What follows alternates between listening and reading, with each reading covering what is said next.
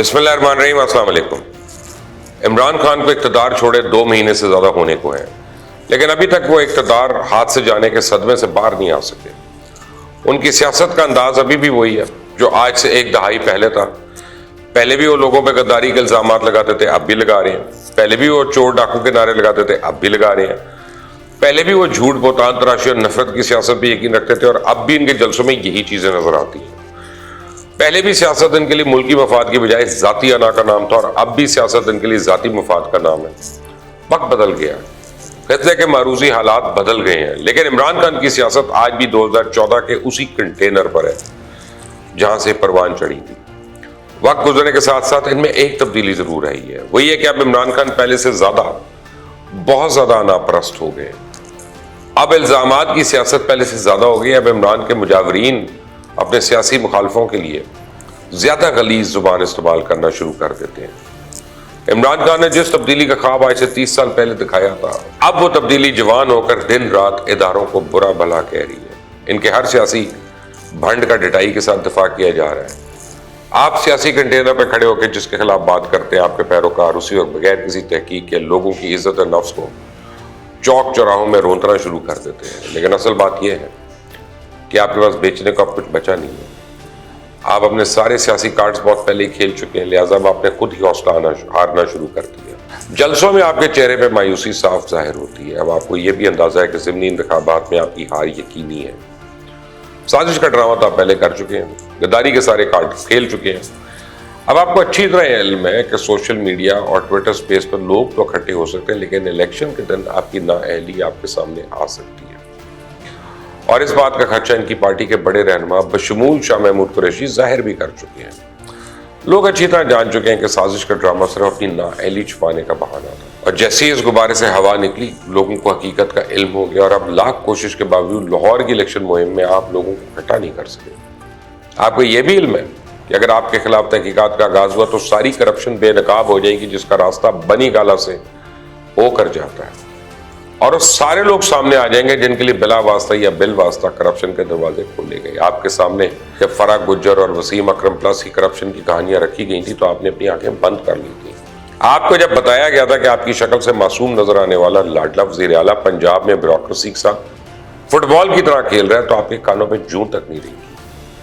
उल्टा आप उसके दिफा के लिए कौम से घंटों किताब करते रहे। आपको इस वक्त अपने बंदों की करप्शन इसलिए नजर नहीं आई क्योंकि उस वक्त आपकी आंखों पे सियासी तासुब की एक ऐनक चढ़ी हुई थी और आपको एक वफादार नौकर मिला हुआ था जो न सिर्फ आपकी बल्कि आपके अहलो अयाल के अहकाम को बचा लाता था।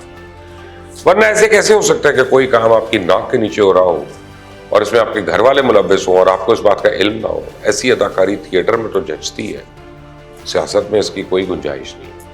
अब आप ज़िमनी इंतखाबात की मुहिम में हर जलसे में ये रट लगा रहे हैं कि आपको दीवार के साथ लगाया जा रहा है, आपके खिलाफ केसेस बनाए जा रहे हैं, आपको मजबूर और बेबस किया जा रहा है, आप अपने आप को कमजोर और ज्यादतियों का महवर दिखा रहे हैं। क्या आपने कभी अपने माजी पे नजर डाली? क्या आपने अपने दौरे हुकूमत में होने वाले जुल्म और ज्यादतियों का हिसाब लगाया? क्या आपको उन लोगों का एहसास है जिन्होंने महीनों बिला वजह आपने रिमांड में रखवाया? क्या आपके पास उन तमाम झूठे केसेस का जवाब है जो आपने अपने दौरे हुक्मरानी में मुखालिफ सियासतदानों पर बनाए?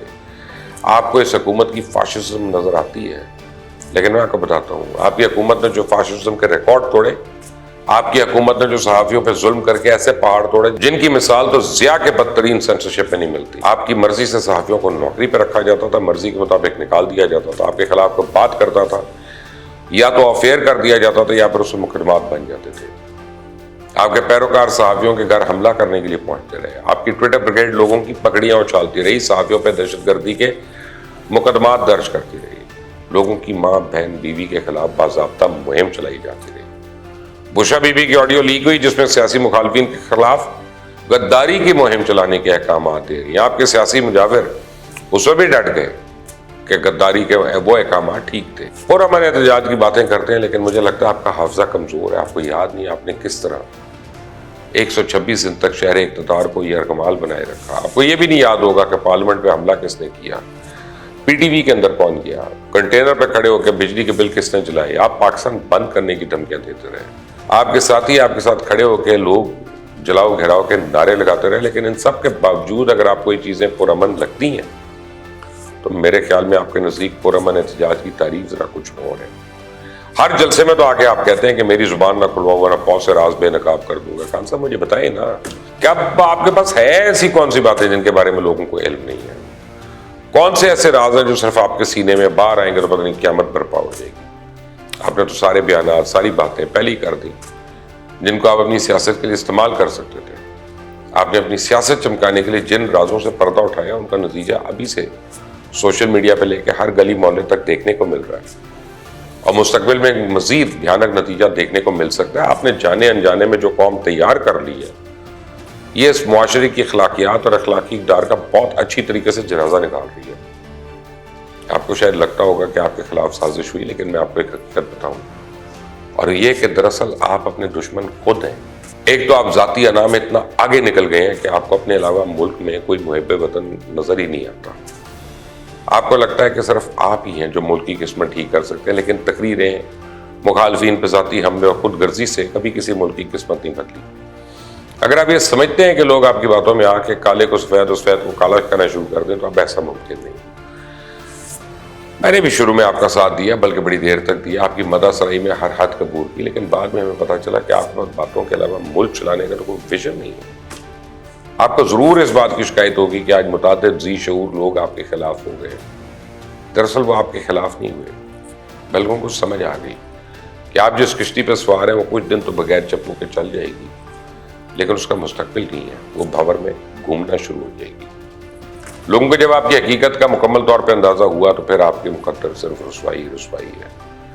جس شخص نے آپ کا ساتھ دیا، آپ نے پلٹ کر اسی پہ وار کیا. آسان فراموشی کی تمام حدیں پار کر دی. جہانگیر ترین ہو، علیم خان ہو، کوئی ہو جس نے ماضی میں آپ کے ساتھ وفاداری کی، آپ نے اپنے پیروکاروں سے ہر اس شخص کو گالیاں پڑھوائی جس کو آپ نے ذرا بھی اختلاف ہوا آپ نے اس کو غدار قرار دیا. آپ کے خیال میں موجودہ حکومت نے پاکستان کی نیشنل سیکیورٹی کو کمپرومائز کیا. کیا آپ کے علم میں ہے کہ آپ نے جاتے جاتے ملک کی خارجہ پالیسی اور معیشت کا حشر کیا کیا؟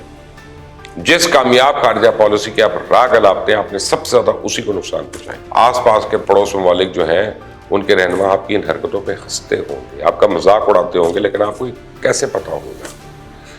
آپ کے ارد گرد تو خوش آمدیدوں کا ایک ایسا ٹولہ بیٹھا ہے جس کا دن رات آپ کی کام ہے آپ کی تعریفیں کرنا، مدح سرائی کرنا. اگر کوئی آپ کے خلاف کو بات کرے یا کسی فیصلے پہ اعتراض کرے تو خوش آمدی آپ کے کان بھرنا شروع کر دیتے ہیں. اور آپ کے سوال کے پیچھے چھپے چند عناصر ہیں کہ آپ کے ارد گرد یہ موجود خوش آمدی بھی ہیں. آج کل آپ ان لوگوں کے خلاف بیان بازی کر رہے ہیں نا، جنہوں نے آپ کے لیے اقتدار کی راہیں ہموار کی. آپ کے خوش آمدیوں کے ٹولے کی بھی ایک پریس کانفرنس اداروں کے خلاف بیان بازی کے بغیر مکمل نہیں ہوتی.